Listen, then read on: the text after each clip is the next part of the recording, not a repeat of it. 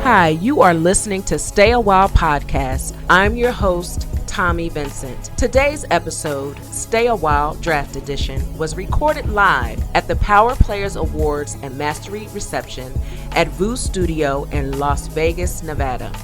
Powered by Powerhandz and Vanguard Holdings Group. Let's get right into our conversation. Taking her seat at the Stay a While table, we have the lovely Jade Burroughs, and I'm so grateful and honored to have you here today. Thank you, Tommi. Thank you for having me. It's good to be at the table. And you come with experience from the college realm and also the professional realm. And so if you could just take 10 seconds to share with everybody who you are. And then after you share who you are, if you could share what you do. Sure. So I am a daughter, I am a sister, I am an aunt, and I'm a friend. I currently work at the National Football League as a chief of staff to the head of football. So I help manage the day-to-day of what we do in football operations and make sure the train is running. And that's a train that's going down the tracks mighty fast. And you would know very well. And so when I think about what you do, Jade, I think about the importance of really being skilled in being able to develop strategy, and not only develop the strategies, but being able to move into the implementation of those strategies. And so my first question for you is this. In your career, like I mentioned, you've been part of collegiate, now professional, and you've been a part of making impactful decisions benefiting those athletes on both sides. Can you speak to the thoughtful decision making that takes place for the onboarding of the new players coming in? Yeah. So I feel like in my career, I've done, as you said, both. I've worked in college, I've worked now in the professional space. I've always enjoyed the passion of athletes, people that are performing at their best, and being able to support that and be a part of it. So I would say on the biggest stage now, as we look at draft, and even when you're a college athlete, I've always wanted to do the best that I could to play my part, so others, the athletes, can shine and do what they do. So they don't worry about what's going on behind the scenes. And even my role as a chief of staff, you just make sure everything, all the details are good. The behind the scenes is perfect. Mm-hmm. So athletes just shine and do their thing. Mm-hmm. You said something that I think is worth noting in regards to the details, because oftentimes people get stuck and focused on the big picture. So they actually see this is what I want, but they don't understand how critical it is to really fine tune the details. Because if you were to zoom in on a picture, there are so many details throughout that picture. Pulling back, we see everything, but that everything just didn't happen. And so there's a skill in being able to be patient in that process. What have you personally done to develop the patience to work the details? I am a perfectionist, and sometimes I'm probably the hardest person on myself. So anything that I do, I am over prepared for. So if I'm approaching a project or anything, I want to make sure that I do the work on the back end. So when it comes time to perform, execute, I'm ready. I don't miss the small stuff. But when I do, being able to acknowledge that and learn from it, so it won't happen again. I may mess up once, but I'm not going to make that same mistake again. I can promise you that. Yeah. I say sometimes you win, always you learn. Mm-hmm. So even in a mistake, it's not a failure, because there's opportunity there for you to grow. One of the other key components that is your responsibility is relationship management.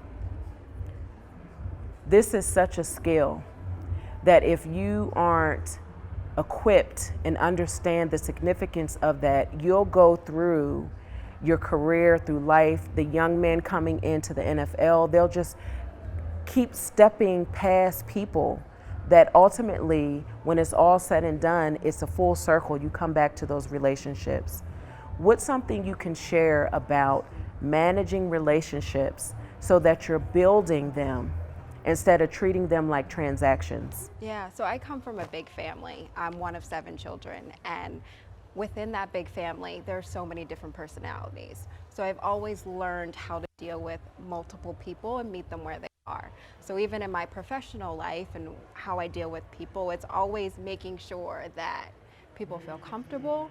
I'm understanding what they're saying, they're understanding what I'm saying, so communication is important. And I do what I do because I like what I do. And I want people to always feel comfortable and understand that, you know, there's no ulterior motive. I'm just here because I love sports. I bring passion because I'm genuine in what I do. So if I'm meeting someone or dealing with someone, my intentions are real. Mm-hmm. So this is our last question. Okay, it's the big day and we're celebrating. Jade, she done did her thing. We're so excited. What's on the menu?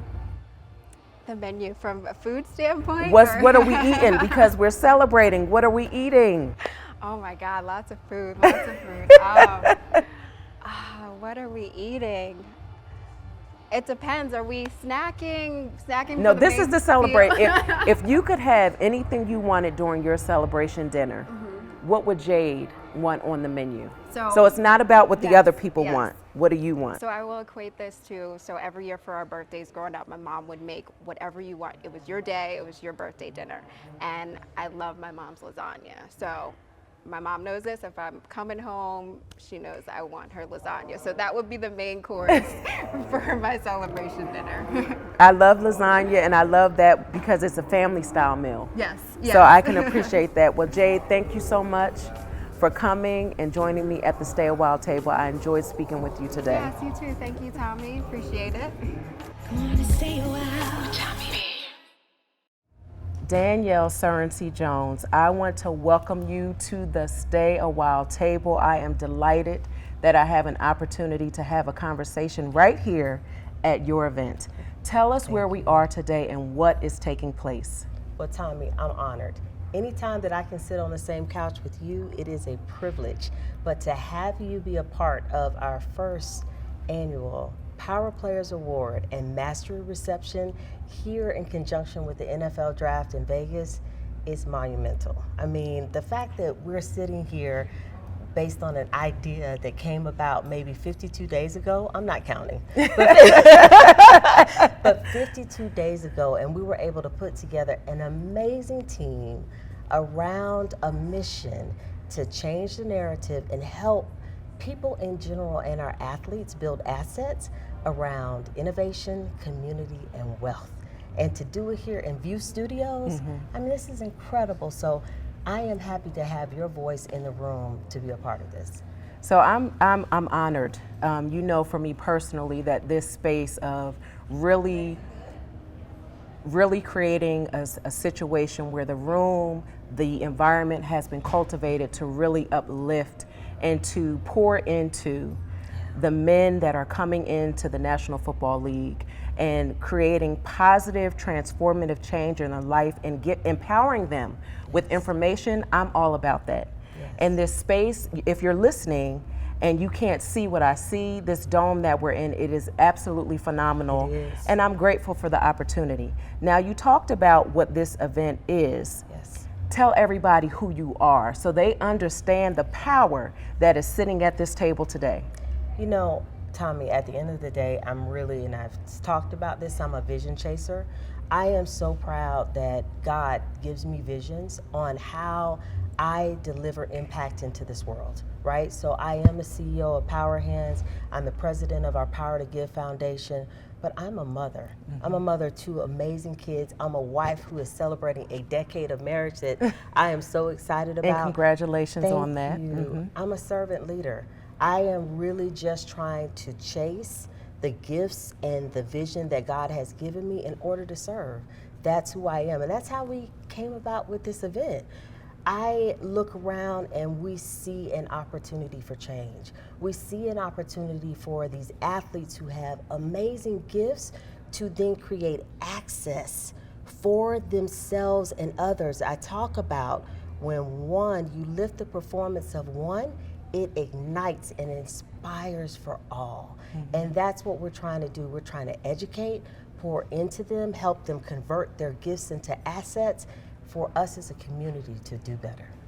Yeah. So this is my final question for you, because I know you need to get moving and grooving in this situation here. So final question. Okay. How do you define a power player? I define a power player as someone who realizes that their gifts are simply a bridge to give to others. Period. Okay. On the spot. That is who a That's true how you know power this is player genuine. is. Yeah. That's how we know that the work that you're doing is genuine, because when you can organically talk about what it is you're doing and the purpose behind it, we know it's not a gimmick, we know it's not an act, and I am grateful that you have created this space for everybody and that you have put together an environment that is going to empower and uplift and create power players. Thank you, Tommi. Thank you. I love you. I love it. Thank you for joining me at the Stay a While table. Thank you, and I can't wait to see all these amazing guests that you're gonna have. Get her some water, please. All right.